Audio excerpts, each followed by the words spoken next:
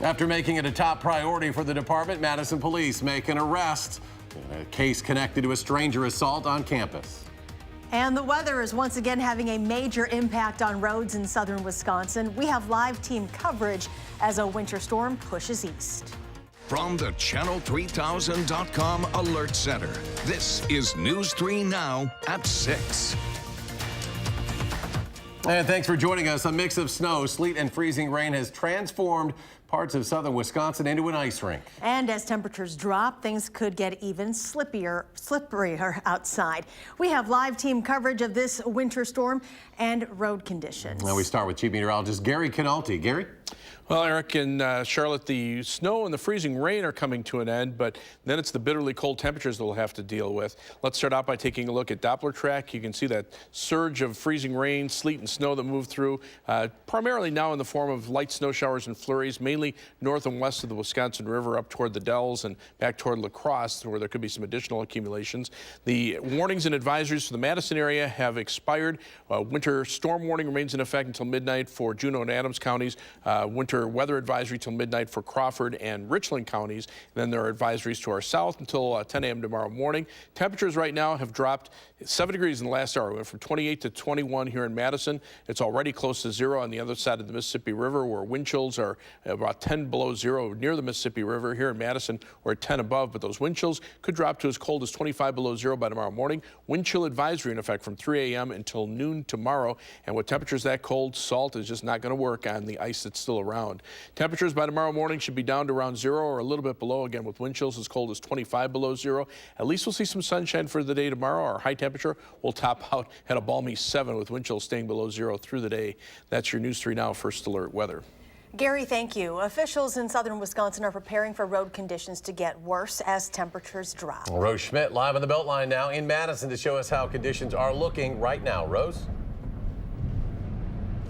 Well, Eric and Charlotte, the good news is that the main highways that we've been driving on tonight are looking pretty good, but that doesn't mean that there aren't slick spots out there, so please use caution, drive slowly if you are driving out tonight. We are on the Beltline right now heading toward Middleton, and there aren't slick spots here that we've seen, but we spent the day in Greene County, and the bad news is the sheriff warns that these good road conditions could actually be misleading about what could be ahead. After the ice storm comes the cleanup in Monroe. And Gary Calder isn't letting it bother him. Well, I'm enjoying this Oklahoma snow. I'm from Oklahoma, and we're kind of used to ice down there. Not so much here, but still don't like it. But who does like it? Certainly not Greene County Sheriff Jeff Scatrude. Our more remote areas are very treacherous, still are.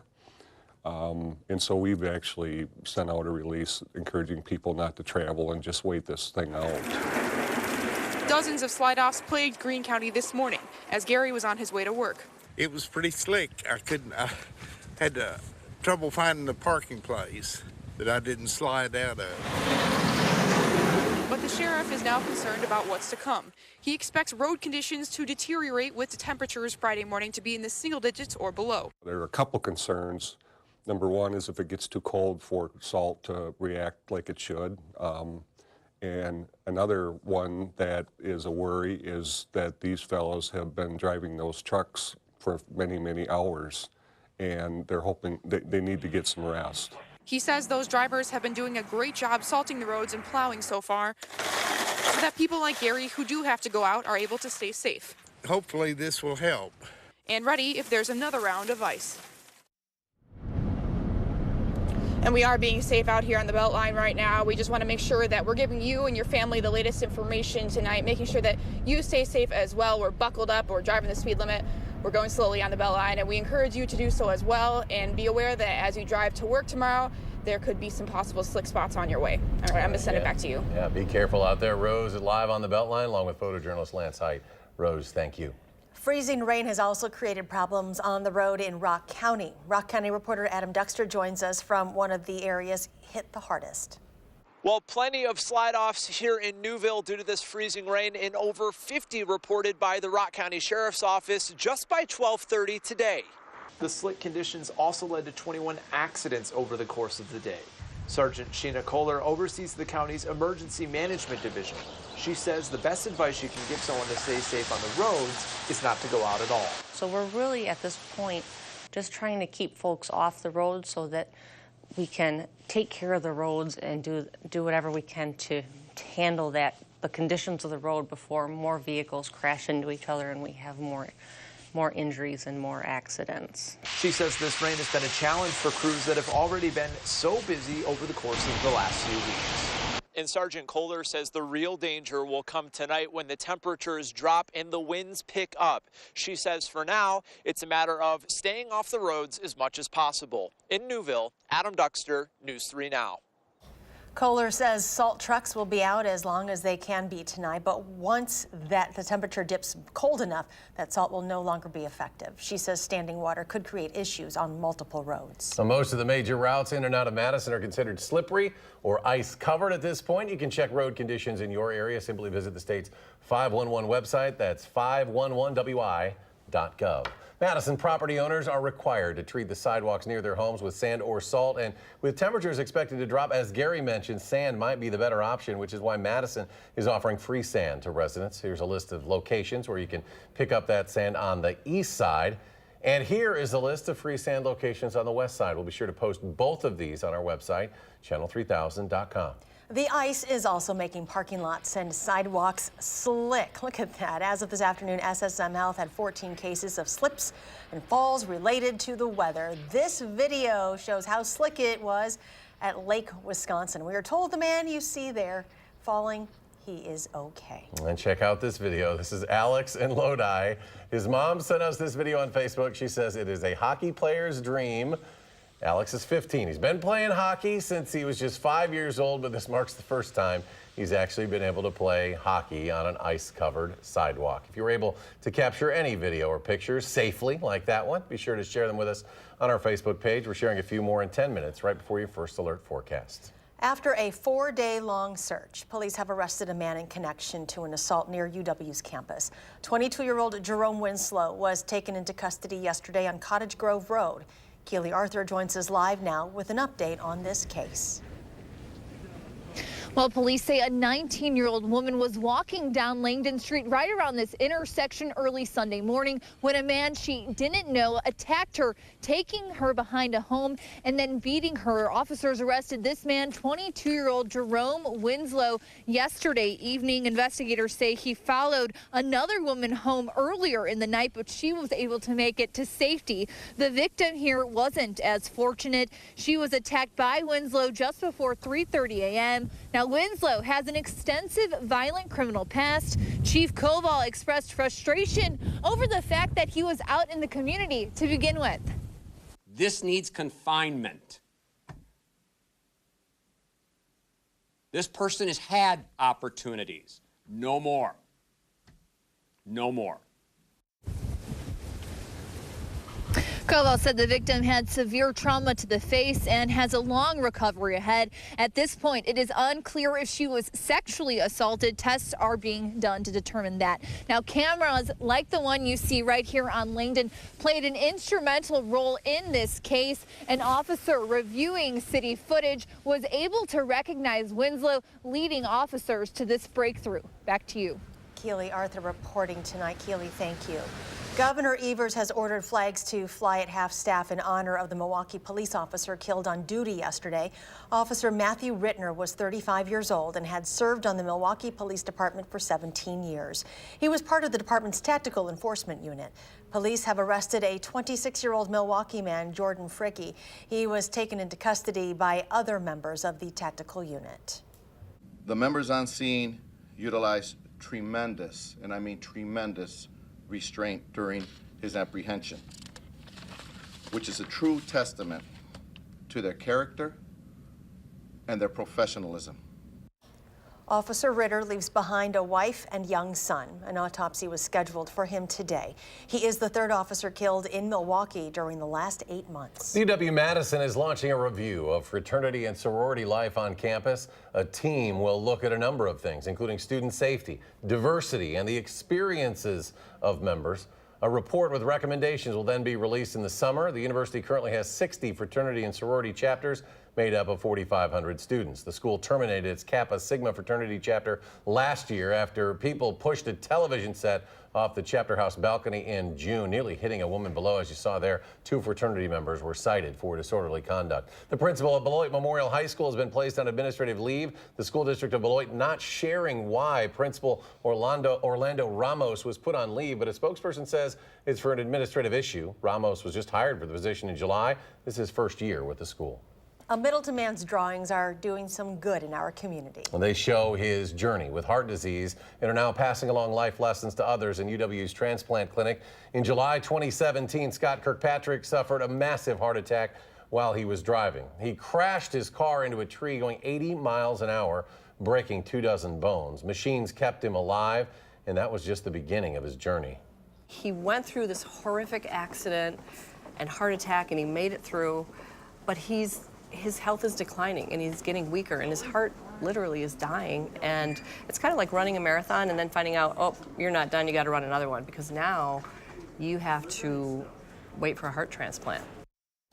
And even though Scott's story didn't end the way his family had hoped, his legacy lives on in his drawings. Those express what he went through, good and bad, while he waited for a new heart. And tonight at 10, Amanda Quintana shares more from Scott's wife, Carrie, and how she hopes his art can offer other patients, families, and doctors insight, hope, and positivity.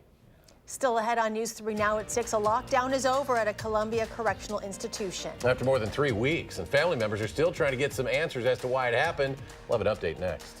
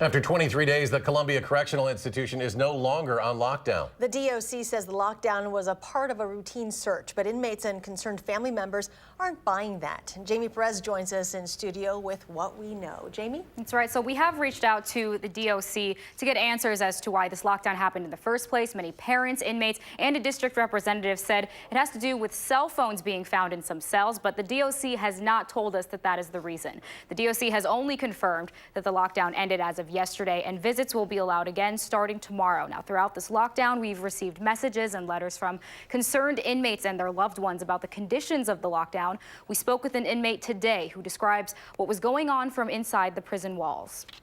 Although they told you guys we was getting hot meals, it took at least a week before we even got a hot meal. That was only Monday through Friday. And we was asking them, like, what's up with the weekend? They said, well, no hot meals on the weekend. And it was hard to get this information out because we couldn't call home. We were scared to write because they open up our mail before it goes out. Even now, speaking out, I'm putting myself at risk. Being cut off from the world like that, that has never happened. In my 19 years in prison, I have never spent that much time without access to a phone or a visit.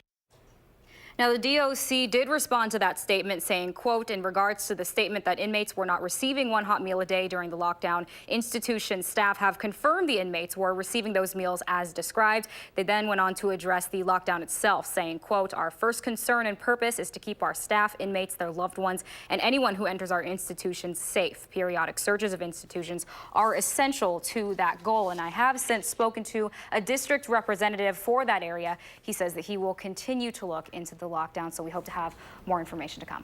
All right, Jamie, thank you.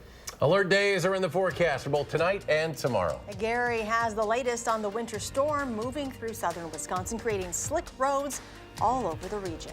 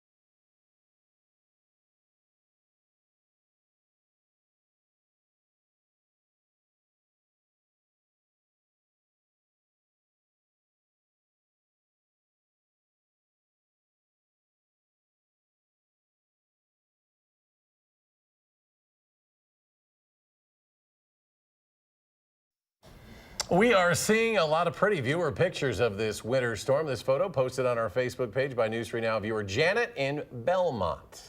And this photo was posted on our page by Pat Sparling Photography. It was taken in rural Orfordville. And we also received this photo. It's of an eagle in a tree in Token Creek along Highway 18. And that ice can be very beautiful on the trees, but it's treacherous on our roads. Gary's joining us now at the latest on what you can expect if you're heading out. Yeah, you know, you can hear the wind whistling past those branches too, and some of them have started to break because they're covered with ice, about a quarter to a half inch of ice, and then it gets cold. How about that? So we have alert days in the forecast for tonight. The snow is ending, but icy roads will continue, especially later on tonight, because once we start getting temperatures below about 10 or 15 degrees, the salt stops working, and so what spots are icy are going to stay that way for a couple of days before temperatures get back up to the point to where the salt will start working. Wind chills by morning could be down to around 25 below zero. Wind chill advisories are in effect overnight, and then tomorrow will be a bitterly cold day with high temperatures in the single digits above zero. Wind chills staying below zero through the day, and wind chills could be down to about 20 below zero by early on Saturday morning. Now, the bulk of the freezing freezing rain, and rain has raced off to the northeast. The back part of the storm still bringing a little bit of light snow, mainly up toward the Dells and into parts of central Wisconsin. That area is still under a winter storm warning and a winter weather advisory through midnight because there could be some problems with blowing snow along with just a little bit of additional accumulation. But you can see for the rest of us, most of the area has pretty well dried out, and we've actually been seeing some breaks in the clouds from time to time. So for that reason, the National Weather Service has let the warnings and advisories expire for much of our viewing area, but again, they remain in effect for areas north and west of the Wisconsin River. Winter weather advisories in effect to our south. That is through 10 a.m. tomorrow morning for blowing snow and then bitterly cold wind chills. They just kind of combine them into one thing, whereas for the rest of us, we're dealing with a wind chill advisory starting at 3 a.m. tomorrow morning and running until noon tomorrow for pretty much most of the state of Wisconsin. Temperatures right now here in Madison, we've dropped to 20 degrees. You can see it's still around freezing in Milwaukee, but notice out to the west, those temperatures are in the single digits above and below zero. Then you factor in the winds, and look at the wind chills right now, approaching 30 below zero over western Minnesota, and all of that cold air is sweeping in our direction. So again, wind chills by morning could be as cold as 25 below zero. Then we turn our attention to the next couple of storm systems. One on Sunday, according to the GFS Future Track model, perhaps giving us about a 1 to 3 inch snowfall, and then another one on Tuesday, bringing another 5 to 6 inches of snow, at least according to that computer model. So we could be looking at a total of 10 inches by the middle of next week. The European computer model bringing about a 1 to 4 inch snowfall on Sunday and about a 1 to 4 inch snowfall on Tuesday as well. So both the models indicating the potential for additional snow accumulation Sunday and then Tuesday. Right now, the Edgewater Skycam, pretty quiet out there. A few flurries from time to time. High today 31. The low is the current temperature of 20, and that will continue to drop for the rest of the evening. Winds are out of the west at 15 miles per hour. That drops our wind chill to 6 degrees above zero. Our forecast, again, those winter storm warnings and winter weather advisories until midnight for our northwestern viewers. Everybody under a wind chill advisory from 3 a.m. until noon tomorrow. Look for a low temperature by morning down to 1 below zero with any snow ending, and wind chills by morning to 25 below zero. High temperature tomorrow, 7 above zero, but wind chills staying below zero through the day. On Future Track, as the snow moves away, the skies will clear out overnight. Temperatures drop below zero, don't get much above zero during the day tomorrow, then drop to near 10 below zero tomorrow night with wind chills down to about 20 below zero. And on Saturday, clouds will move in late in the day with a high of 17. And guess what? More snow on the way in the extended forecast. That'll be on Sunday, and then additional snowfall on Monday, and a winter storm with a possibility for some mixed precipitation by Friday of next week. The Badger football season will start on a Friday again. The story's coming up in sports.